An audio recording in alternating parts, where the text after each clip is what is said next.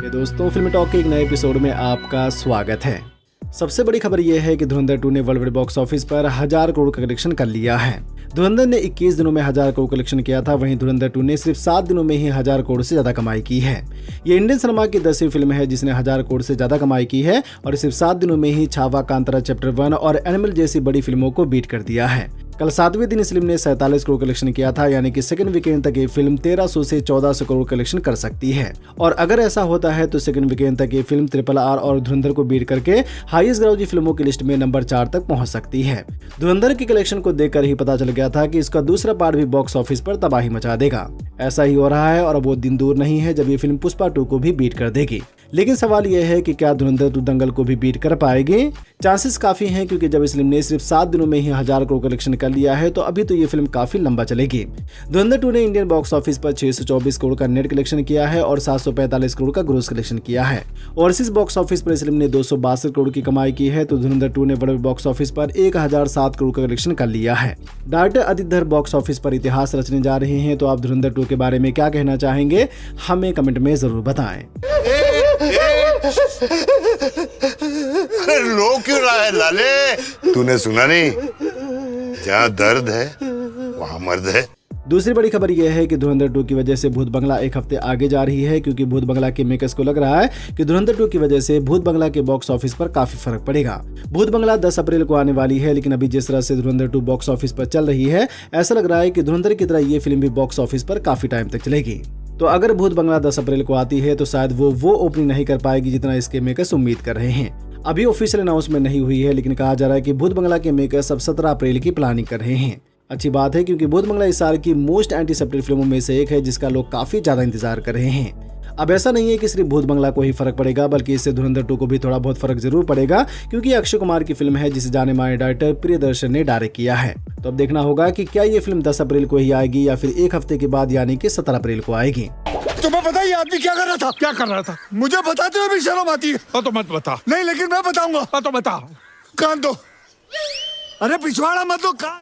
मोहनलाल की दृश्यम 3 की release date फिर से चेंज हो गई है और कहा गया है कि अब ये फिल्म 10 अप्रैल को आएगी।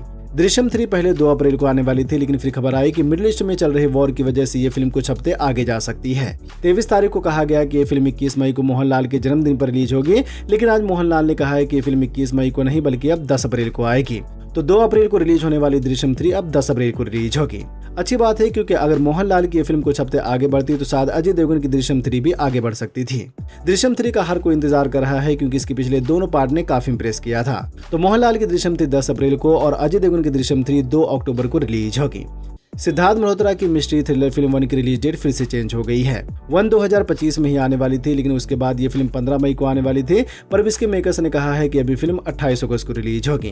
13 या 14 अगस्त को सनी पाजी की लाहौर 1947 आने वाली है, तो 1 उसके 14 दिन के बाद रिलीज होगी।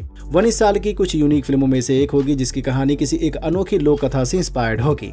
1 फिल्म का काफी नाम है, क्योंकि कहा जा रहा है कि फिल्म कांतारा की तरह होगी, जिसमें एक मिस्ट्री थ्रिलर कहानी देखने को मिलेगी। इस फिल्म को अर्नब कुमार और दीपक मिश्रा ने डायरेक्ट किया है, जिसमें सिद्धार्थ मल्होत्रा और तमन्ना भाटिया लीड रोल में हैं। तो सिद्धार्थ मल्होत्रा की ये फिल्म अब 28 अगस्त को रिलीज होगी।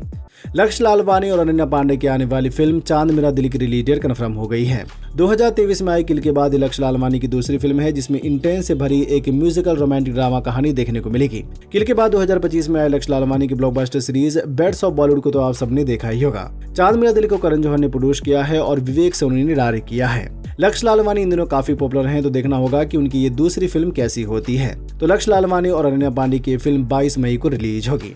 संजय दत्त की फिल्म आखिरी सवाल का फर्स्ट लुक आ गया है और साथ ही इसकी ऑफिशियल रिलीज डेट भी कंफर्म हो गई है। अभी इस फिल्म से ज्यादा अपडेट नहीं आई है, लेकिन पोस्टर को देखकर लग रहा है कि इस फिल्म में एक हिस्टोरिकल ड्रामा कहानी देखने को मिलेगी। संजय दत्त के साथ इस फिल्म में अमित साध और समीरा रेड्डी लीड रोल में होंगे और ये फिल्म 15 मई को सिनेमाघरों में रिलीज होगी। वैसे संजय दत्त के लीड रोल वाली फिल्में बॉक्स ऑफिस पर नहीं चलती हैं, तो अब देखना होगा कि आखिरी सवाल फिल्म कैसी होती है और ये फिल्म बॉक्स ऑफिस पर कैसी जाती है। भूषण कुमार और विवेक अग्निहोत्री ऑपरेशन सिंदूर पर एक फिल्म बनाने जा रहे हैं, जिसे विवेक अग्निहोत्री डायरेक्ट करेंगे। विवेक अग्निहोत्री की द तास्कन फाइल और द कश्मीर फाइल को काफी पसंद किया गया था, लेकिन उसके बाद आए द वैक्सीन वॉर और द बंगाल फाइल्स बुरी तरह से फ्लॉप हो गई थी। ऑपरेशन सिंदूर के बारे में तो आप सब जानते ही होंगे, जब पहलगाम अटैक के बाद इंडियन आर्मी ने पाकिस्तान के ऊपर हमला किया था। तो अब इसी इंसिडेंट पर विवेक अग्निहोत्री एक फिल्म बनाने जा रहे हैं जो 2025 में आई इसी नाम की बुक पर आधारित होगी। कलाकारों को लेकर अभी कोई अपडेट नहीं आई है, तो देखते हैं कि ऑपरेशन सिंदूर फिल्म से जुड़ी बाकी अपडेट कब तक आती है। साजिद नाडियाडवाला के बेटे सुभान नाडियाडवाला की डेब्यू फिल्म की शूटिंग स्टार्ट हो गई है, जिसे शशांक खेतन डायरेक्ट कर रहे हैं। फिल्म का नाम ऐसी दीवानगी होगा और इस फिल्म में एक रोमांटिक ड्रामा कहानी देखने को मिलेगी। शशांक खेतन ने हम्टी शर्मा की दुल्हनिया, बद्रीनाथ की दुल्हनिया, धड़क और सनी संस्कारी की तुलसी कुमारी जैसी फिल्मों को डायरेक्ट किया है, जिसमें उनकी पिछली फिल्म सनी संस्कारी बुरी तरह से फ्लॉप हो गई थी। सुभान नाडियाडवाला लुक वाइज काफी अच्छे लग रहे हैं, तो देखते हैं कि उनकी इस फिल्म से जुड़ी बाकी अपडेट कब तक आती है। एक और बड़ी खबर यह है कि हैरी पॉटर की सीरीज का पहला ट्रेलर आ गया है, जिसमें इसके मेन कैरेक्टर के साथ हैरी पॉटर की जर्नी को और ज्यादा डिटेल में दिखाया गया है। अब सीरीज है तो जाहिर सी बात है कि इसमें कुछ ऐसी चीजें भी होंगी जो हैरी पॉटर फिल्म में नहीं दिखाई गई हैं। हैरी पॉटर के कैरेक्टर में डोमिनिक मैकलाफ्लिन काफी अच्छे लग रहे हैं, साथ ही इसके विजुअल्स तो देखने ही लायक हैं। ट्रेलर को देखकर लग रहा है कि कहानी हैरी पॉटर फिल्म की तरह ही होगी, लेकिन इसमें कुछ ज्यादा डिटेल होंगे। क्या होंगे तो वो तो सीरीज आने के बाद ही पता चलेगा। रिलीज डेट अनाउंस नहीं की गई है, लेकिन कहा गया है कि सीरीज इसी साल क्रिसमस के मौके पर देखने को मिलेगी। Are you really Harry Potter?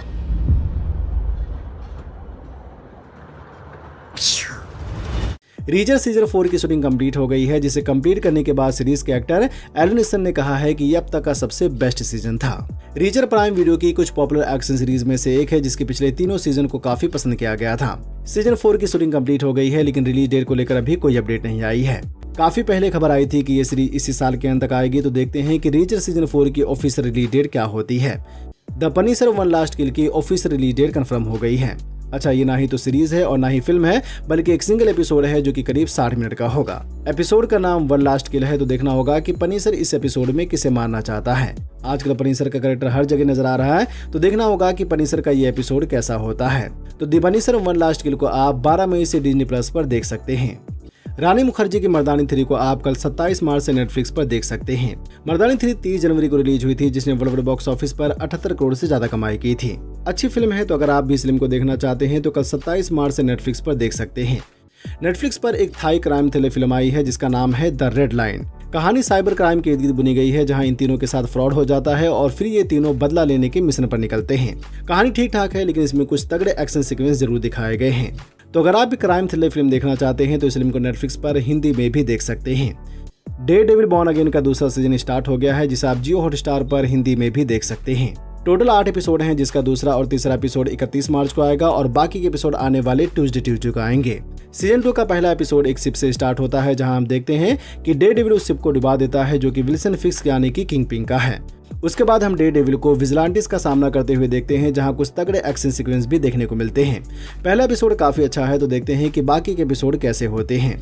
तो क्या आप डेयरडेविल बॉर्न अगेन के सीजन 2 को एपिसोड वाइज देख रहे हैं या फिर सारे एपिसोड का इंतजार कर रहे हैं? हमें कमेंट में जरूर बताएं। वीडियो को लाइक करें, अपने दोस्तों के साथ भी फेसबुक, व्हाट्सएप, ट्विटर पर जरूर शेयर करें और चैनल को सब्सक्राइब करना तो बिल्कुल ना भूलें। धन्यवाद।